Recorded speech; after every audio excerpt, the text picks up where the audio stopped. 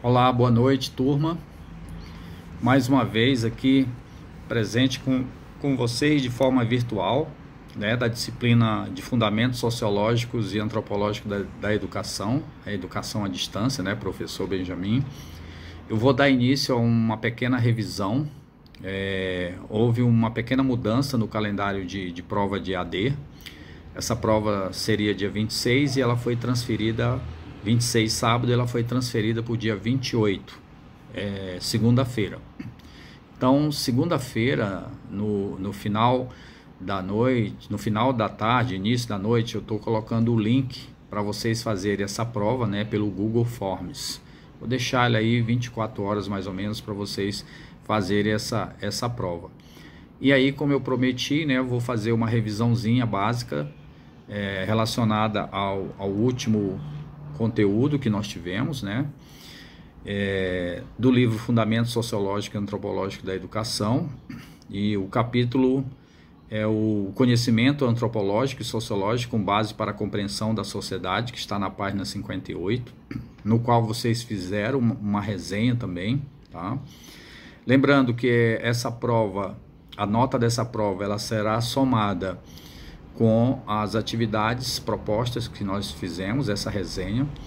Vocês também irão fazer uma prova multidisciplinar que vai valer pontos para somar também, né, na A2, além daqueles que participaram da semana acadêmica, tá? Então nós temos aí toda essa somatória de pontos para ter uma média na AV2. Aqueles que não conseguiram uma média, até pelo fato de não ter feito a A1, vai ter ainda a A3, tá? Que é uma prova de recuperação, que é os conteúdos do semestre todo, tá? Então vamos lá, né? Vamos começar aí a nossa aula de revisão, tá? Bom, esse capítulo, o Conhecimento Antropológico e Sociológico da Educação com base para a compreensão da sociedade, ele tem como objetivo proporcionar o atendimento através do olhar antropossociológico, né, dos mecanismos existentes na sociedade que controlam as ações dos indivíduos, questões de relações sociais e de poder. Nós sabemos que na história da humanidade sempre existiram, né, culturas, povos, comunidades, políticas, relações de poder, né, que se organizaram de várias formas. Mas chegou um determinado momento, né, em que se organizaram mais leis, mais documentos, mais políticas públicas voltado às questões sociais. Isso se estabeleceu certo contextos sociais, certos procedimentos legais, né, para que pudéssemos ter uma sociedade hoje mais democrática. Mas sabemos que por mais que existam leis, e no caso do Brasil a nossa Constituição, ainda existe, né, excluídos, ainda existe diferenças sociais, ainda existe relações de poder que impedem, né, uma seção social, os direitos civis e humanos da nossa sociedade, em torno do planeta também, em várias sociedades a nível ou numa escala planetária, tá? E dessa forma, né, esse capítulo ele tem como um objetivo que vocês possam entender ou perceber como que as sociedades estão organizadas. E eu vou estar dando exemplo, ou dei exemplos para vocês, né, de como que a sociedade estava organizada aqui em nosso país, tendo como referência o Brasil. E o texto também ele vem identificar, né, os tipos de disparidades sociais, as diferenças sociais, né, as sociedades que estão aí, as minorias que estão às margens dos seus direitos civis e humanos, tá? E por isso que nós devemos entender os problemas decorrentes dessa composição populacional, ou seja, desses excluídos, porque tantos são donos de meios de produção e outro praticamente não tem nada, e desemprego, e às vezes constantemente são obrigados a vender sua força de trabalho por um salário mínimo, né, que nem sempre dá para sobreviver. Compreender então a relação da dinâmica, né, econômica-trabalho, ou seja, as relações de trabalho, principalmente hoje no mundo contemporâneo. Mas nós sabemos que essas relações de trabalho, ela tem uma história, e o texto ele traz isso, ele traz autores da sociologia para podermos entender isso. Dessa forma, o texto ele começa a falar, né, no item 2.1, ele começa a falar em estrutura societal, ou seja, estrutura social. E dentro da estrutura social começa a se fazer um debate a partir, né, da divisão social de classe, da divisão social de trabalho, de hierarquias, tudo que se fala de uma estrutura social que compõe a nossa sociedade. E ele começa a falar, né, de indivíduos, de grupos, de comunidades, dentre outras características que compõem a sociedade. E que tem diferente acesso, né, aos recursos disponíveis, como trabalho, direitos civis, humanos, né? E que por isso, então, nem toda a sociedade humana ela é igual, tá? E é nesse aspecto da diferença, né, que o texto vai estar falando em estratificação econômica, em diferença econômica, em cultura diferenciadas, né? E, consequentemente, numa sociedade desigual. Dessa forma, falar de estratificação social é falar de quê? De diferenciação, né? De indivíduos, de grupos, de posições, de status sociais, né?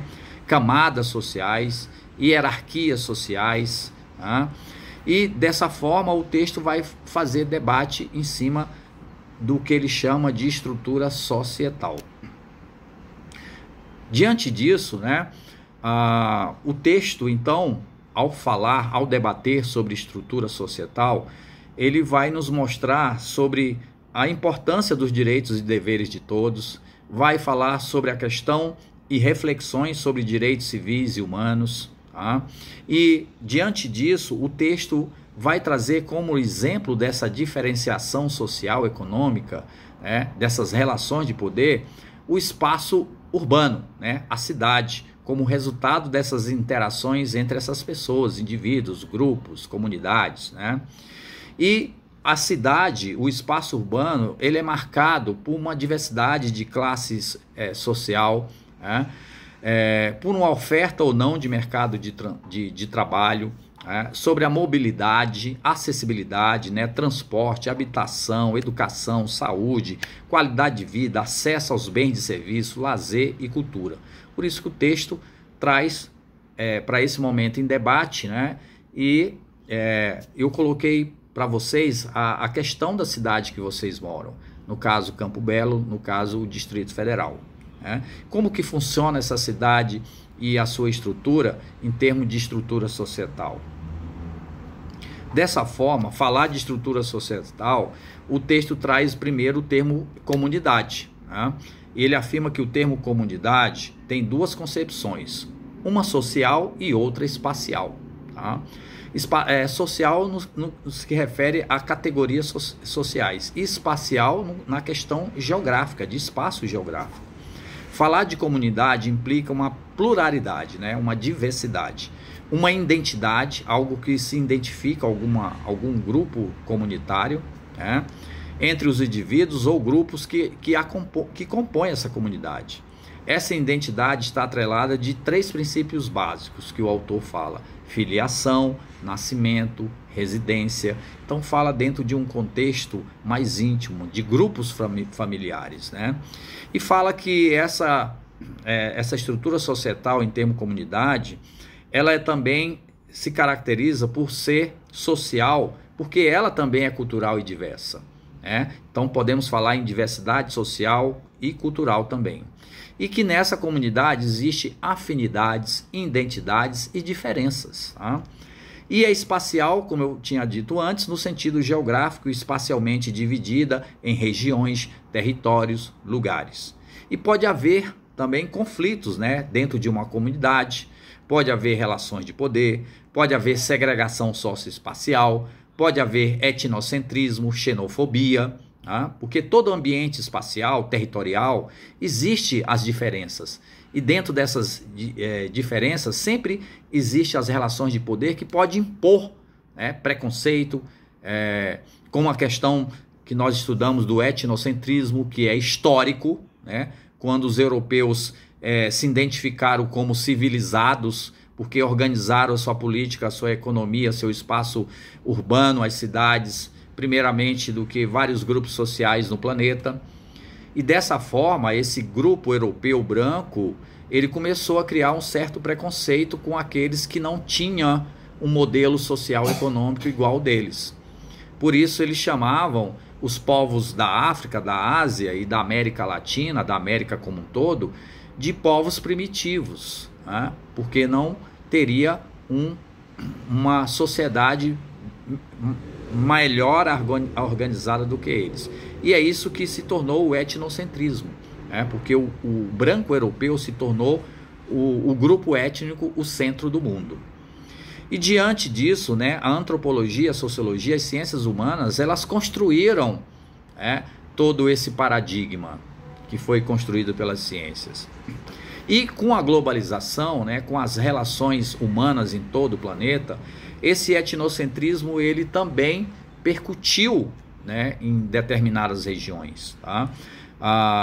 Aqui no Brasil, por exemplo, nós temos a questão etnocentrista, o fato de que alguma oferta de emprego ou de concurso ela era ofertada apenas para pessoas brancas, vagas de empregos, né? E depois também surgiu a questão da xenofobia, que é o preconceito relacionado a migrantes e imigrantes. A Europa tem muito preconceito com os latino-americanos que lá chegam, com os africanos, com os asiáticos, os Estados Unidos têm, e o próprio Brasil também tem preconceito contra os imigrantes, e também contra migrantes do próprio território, como aconteceu recentemente, né, a xenofobia, o preconceito contra os nordestinos. Tá? Então, essa estrutura societal, ela está nesse debate aqui desse texto, tá? E quando quando o texto fala em estrutura societal, em termos de grupo, ela refere-se a um conjunto de coisas, de pessoas, de algo comum, independente de sua presença no mesmo espaço. Naturalmente, um grupo de pessoas é definido por respeitarem as mesmas normas, valores que se identificam ou fazem interagir. Ou seja, geralmente esse grupo, né, ele se caracteriza dentro de um grupo religioso, de grupo de jovens, grupo de gênero, grupo de esporte, grupo de identidades e afinidades culturais. Tá? Dessa forma, então, pessoal, o texto vem a colocar uma questão teórica, né, de alguns pensamentos de alguns cientistas, como é o caso, né, quando vai se falar de estrutura societal em relação a grupos e a sua divisão, o texto traz o sociólogo americano Kohler, né, de 1864 a 1929, da Universidade de Michigan. E ele fala em grupos primários, que seriam as famílias, a vizinhança, a criança, e que nesses grupos existem sentimentos de união, de pertencimento, de identidade. Depois ele fala em grupos secundários, que é a noção, né, a nação, os partidos políticos, os sindicatos, e que esses grupos têm como elementos unificadores, né, impessoalidade ou objetivos restritos com vistas a realizarem fins possíveis, né, como se fala de política de sindicato, né, sindicato de categorias profissionais, tá? E de partidos políticos também, como nós temos muito aqui no Brasil. Tá? E o texto ele começa a falar da estrutura societal no tempo e no espaço, porque ele fala de grupos sociais no mundo clássico, principalmente no mundo clássico medieval, onde ele não traz aqui a Europa medieval, mas ele traz a Índia medieval. Tá? E dá alguns exemplos desses grupos de famílias na Índia, né, no qual alguns grupos familiares eles tinham as castas, né, no qual as filhas elas eram vendidas, o casamento era a base, né, de interesses. Então eles preservavam a virgindade, né, a personalidade da mulher indiana para fins, né, de casamento. E isso poderia ter alguma renda, né, para o pai, para o chefe de família nesse momento, porque essa filha, né, ela teria então valores sociais né, daquela época, como a virgindade, no sentido, e sua beleza, né, no sentido de que o chefe de família poderia, além de ter uma referência, né, de um corpo saudável, bonito, e dentro de um contexto social, isso teria um certo valor de capital, né? Mas na verdade a gente vê nesse momento que é uma cultura, mas que a sociedade contemporânea critica, né? Que é um modelo de uma mulher enquanto mercadoria, que esses valores, impressionante, né? Como existe essa questão da cultura, né, machista, de se preservar da família, né, de se preservar, né, a filha para um bom casamento, não que venda ela, né, mas quer uma troca em termos, né, lucrativos, em termos de posição e de status social, vamos dizer, né? E também vai falar dos grupos sociais do mundo moderno, dos grupos sociais do mundo contemporâneo global, como eu falei em alguns exemplos aí, né? E aí a gente faz uma reflexão nesse momento quando fala de estrutura societal no tempo e no espaço, né? Porque alguns grupos são mais ricos e poderosos do que os outros? Que grau de igualdade e desigualdade há nas sociedades modernas? Que possibilidade tem de ascender socialmente as pessoas procedentes humildes, né? Ou seja, na sociedade capitalista, principalmente na capitalista global hoje, contemporânea, né? Qual que é a chance de uma pessoa humilde, de uma classe baixa, de ter um crescimento social? Qual seria a chance de oportunidades que ela tem, né? E começa a questionar as relações sociais de poder, as diferenças sociais, por que pendura a pobreza, né? A miséria, ou seja, por que existe, né? Aí os países periféricos, por que existe, né, um grupo de pessoas à margem da sociedade, por isso que são chamados de marginalizados, tá? Dessa forma, então, a estrutura societal no tempo e no espaço, né, as questões das diferenças sociais, elas começam a ser debatidas por meio da questão da aceitação cultural, da hierarquia social, econômica, da luta de classes. Existe uma hegemonia de poder político e econômico, classe alta, classe média, classe baixa, né?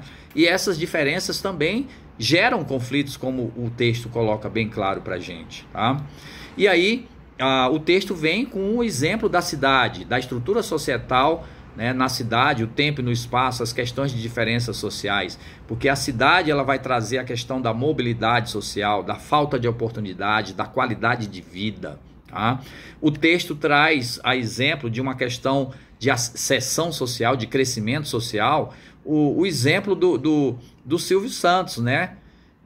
Que passou num concurso, né? E aí cresceu socialmente, se tornou empresário, dono de uma televisão.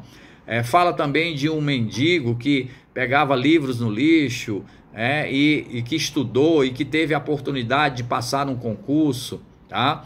Mas na verdade isso acaba que fala de uma questão de concorrência, gente. Nós sabemos que o mundo hoje não é feio, o mundo capitalista hoje, ele não tem essa oferta de oportunidades, né? Na verdade, ele trata de um individualismo social, tá? E que isso tornou-se até culturalmente, quando fala, se tu não estudar, tu não vai ser ninguém na vida.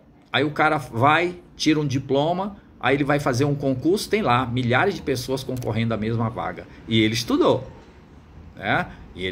Quer dizer, né? E o mundo prepara as pessoas para, na verdade, para um status social.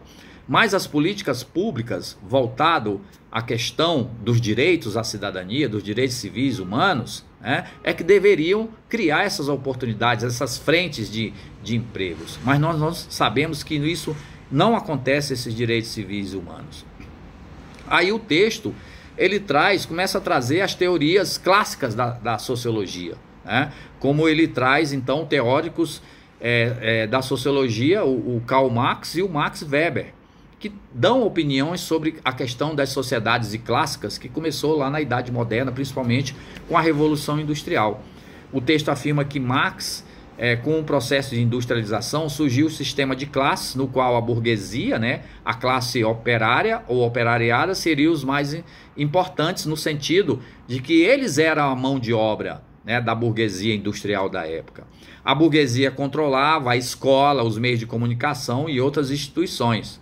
Os proletários, né, esses operários, por sua vez, iriam controlar a sua força de trabalho, ou seja, o seu direito, né, já que eles trocavam a sua força de trabalho por um salário. Daí então começa a surgir a consciência de classe, a organização e partidos sindicais. E esses sociólogos tiveram uma importância muito grande nesse aspecto, né, de defender as suas categorias sociais. Tá? Então Karl Marx, começam a falar sobre exploradores e explorado.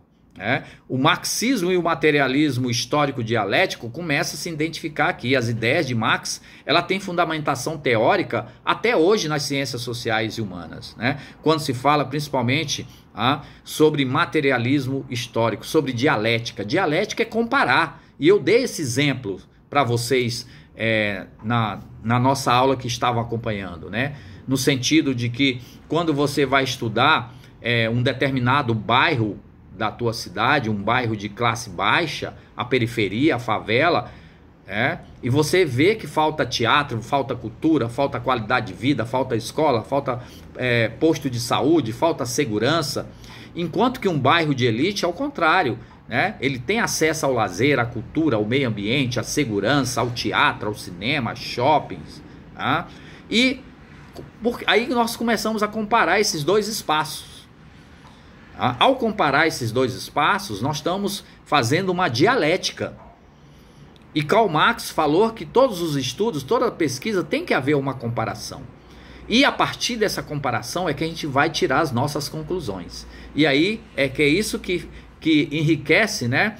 Que a partir desse materialismo histórico, a gente vai descobrir, através dessa dialética, aliás, nós vamos materializar que nesses dois espaços existe uma diferença, uma desigualdade social. E que é culpa de quem?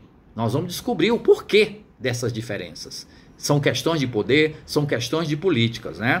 Então, Marx está aí, né, ligado a tudo isso nesse momento agora.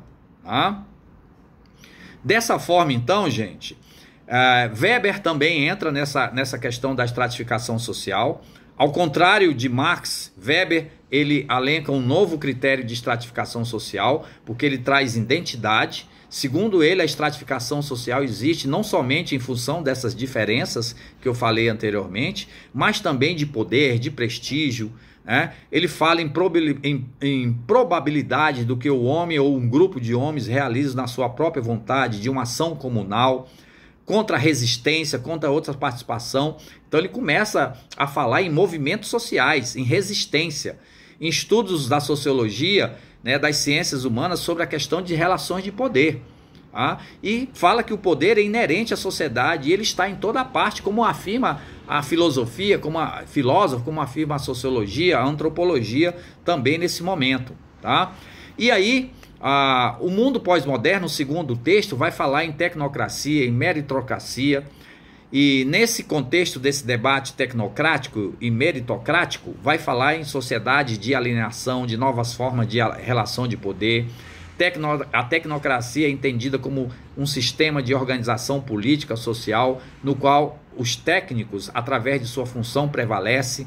O mundo cada vez mais exige, né, dos indivíduos, dos grupos sociais, a formação em termos de especialização, tá? de grau de estudos, né? E a meritocracia é o reconhecimento do mérito, ou seja, você conseguiu o seu diploma, conseguiu os seus estudos, tá? A partir de das ideias das realizações. Isso acabou se tornando, construindo também um paradigma cultural, não só nos brasileiros, mas na humanidade, né? Uma sociedade de consumo, uma sociedade de sonhos, no qual o ter, o objeto material é o principal sonho. Então você às vezes ganha um salário mínimo, mas o seu sonho é ter uma televisão gigante para assistir a Copa do Mundo. Aí você divide em várias parcelas e aí pronto, né? Só assiste aquele programa e fica com aquela dívida. Sonha em ter uma geladeira gigante, aí vai e compra a geladeira. Nem que seja só para pôr água, porque comida o dinheiro não dá. né? Água e cerveja que é o principal para essa sociedade de consumo, tá? Então, isso, o texto ele vai criticar essa sociedade tecnocrática, né, de estudos, de formação, e a meritocrática, né, daquele sonho utópico de consumir, de ter, de ser, de realizações, tá? E dentro desse estudo, né, quando ele fala em tecnocracia e meritocracia, ele vai falar também em sanções repressivas. E que na história da humanidade, né, o direito repressivo ele sempre existiu, porque ele correspondeu àquela ruptura que constitui o crime, a ascensão da perda, né, de algo que desfruta o exemplo da honra, da fortuna, da liberdade, do antidemocrático. Isso aconteceu em governos ditatoriais, reacionários, né? O fascismo. E até hoje acontece, né, também em nossa sociedade. E o direito restitutivo, o direito de resgatar aquilo que é direito nosso. Como o exemplo, né? O Brasil foi um país escravocrata, né? Onde os grupos étnicos raciais como indígenas e negros, né, que foram totalmente massacrados, humilhados, né, e os seus descendentes não têm direito, né, de se restituir socialmente, legalmente, materialmente a essa sociedade. Daí o próprio Estado, né, ele abre sanções por meio de leis, políticas públicas que venham dar oportunidades e direitos a esses grupos sociais. Dessa forma, também o texto vai falar de setores filantrópicos na sociedade contemporânea, principalmente quando ele fala das ONGs, né, e fala da sociedade civil de interesse público, né, a OSCIP. As ONGs e outras instituições, né, que não visam lucros, os interesses políticos, culturais, religiosos em prol da conduta, os valores ambientais, humanos, a solidariedade que são tratados nessas ONGs, né? E aí eu questionei vocês se vocês conhecem algumas ONGs, deu exemplo de uma ONG que eu conheci que me fascinou, que era uma escola na zona rural de Lusiânia, né, uma escola inclusiva no qual as gestoras elas trabalhavam justamente a parte humana dessas pessoas, que lá era um local diferenciado, né, e que eu me emocionei com esse ambiente, levei meus alunos para fazer pesquisa lá, né, e esses exemplos de exemplos de solidariedade humana que existe por meio dessas ONGs, tá? Bom, então, pessoal, o texto praticamente ele é bem simples, né? Ele resume nessas pequenas palavras. Eu vou passar esses slides para vocês e essa gravação também, né? Que vocês vão ter acesso. Lembrando que a nossa data de prova ela mudou. Ela iria correr no sábado, dia 26, e mudou para segunda-feira, dia 28, no qual o fato de nossa disciplina ser à distância, eu vou colocar um link, né, pelo Google Forms, no qual vocês irão abrir e terão tempo para fazer essa prova aí, tá? Provavelmente segunda-feira à noite, aí eu dou um tempinho mais avançado para que vocês possam fazer essa prova. A avaliação dia 2, tá? Desde já, desejo um sucesso para vocês nessa avaliação, sucesso no curso de vocês, né, enquanto profissionais, né? Espero futuramente ter um encontro de vocês, quem sabe presencialmente, né? A gente não sabe ainda o futuro ainda do meu trabalho.